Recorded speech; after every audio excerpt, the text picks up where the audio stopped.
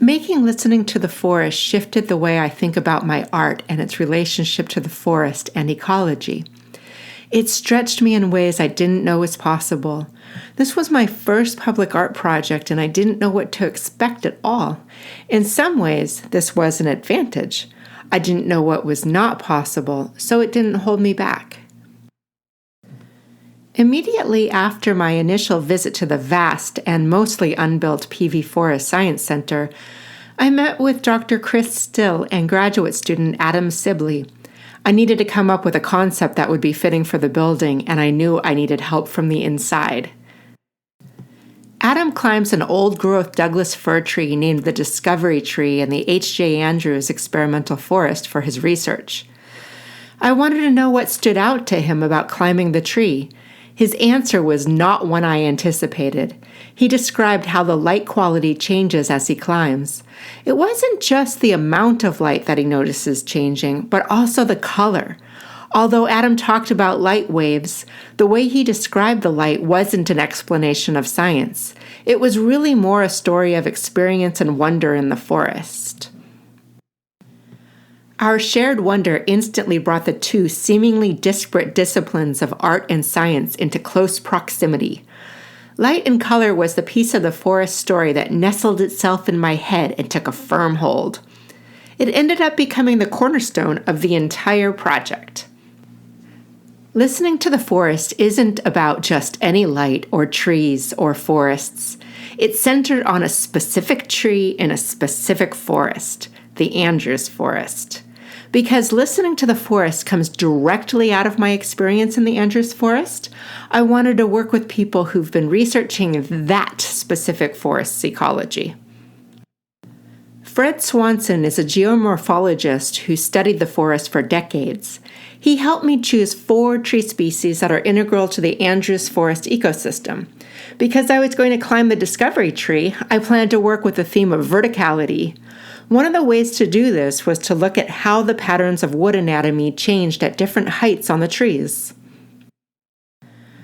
I wasn't willing to use existing wood anatomy images from a slide library. It was important to me to personally know the exact trees and location on the trees that my images were coming from. We planned to take core samples of 4 trees: Douglas fir, red alder, western hemlock, and Pacific yew. But how to actually get all of the core samples presented a puzzle. The root would be fairly easy. All I needed to do was dig. The butt flare, that's near where you wrap your arms around a tree to hug it, that was also easy.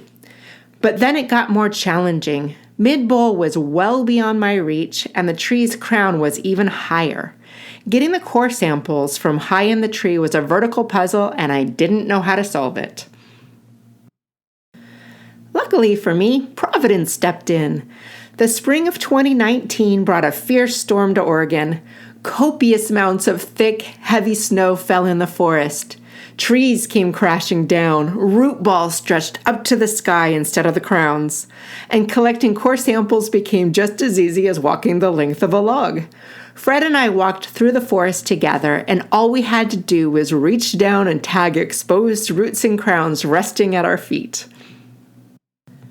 Then, Rod lended his help with a chainsaw. He cut round slabs of wood called cookies where we had tagged each tree. The cookies were brought to Barb Lackenbrook's lab on Oregon State University's campus. Barb was researching wood quality and plants' relationships to structure and function. Barb and I spent a long, full day in her lab.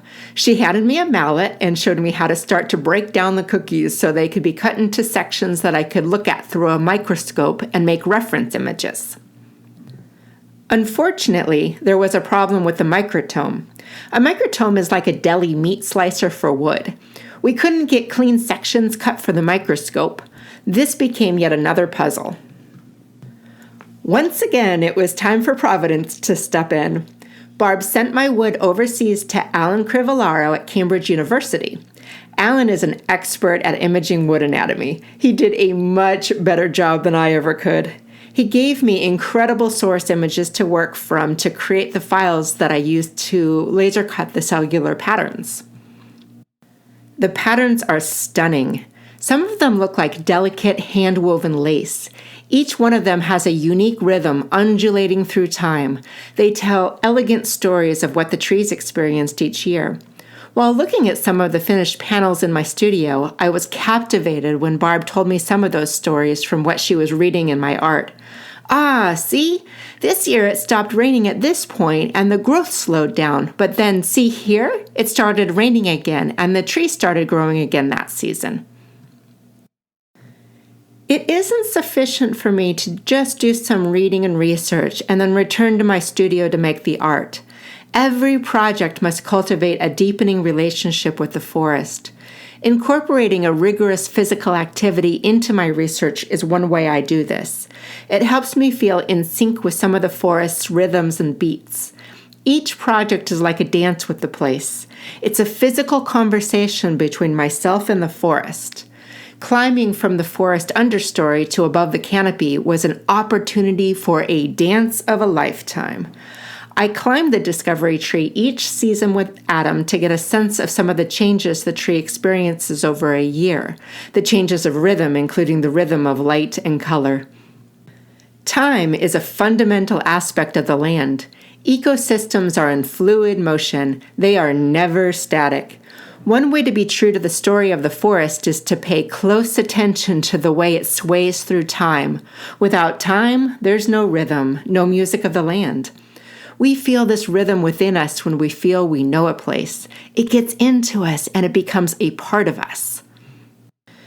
Each panel of Listening to the Forest is linked directly to when I climbed the tree through data describing the forest processes at and surrounding the dates of my climbs. Oregon State University's distinguished professor Julia Jones helped me with the data. Julia expertly develops novel data analysis methods for studying questions related to human impact on the environment. She created data sets from data collected by instruments at the discovery tree correlating to the 2 days before my climbs, the day of my climb, and 2 days after. I used Julia's graphs for the composition of each panel's bottom edges. They describe the air temperature on the top 4 panels, then the leaf wetness, the dendrometer reading, which is the shrinking and swelling of the tree's boles, and soil temperature. It was the first time I truly understood the data sets. After all, I had felt and seen what was creating them as I climbed. The data sets are like sheet music of a small section of an ongoing forest symphony. They have patterns and rhythms unique to each forest process, but they all work together to form a wonderfully complex and nuanced composition. Climbing gave me more than just a link to the data.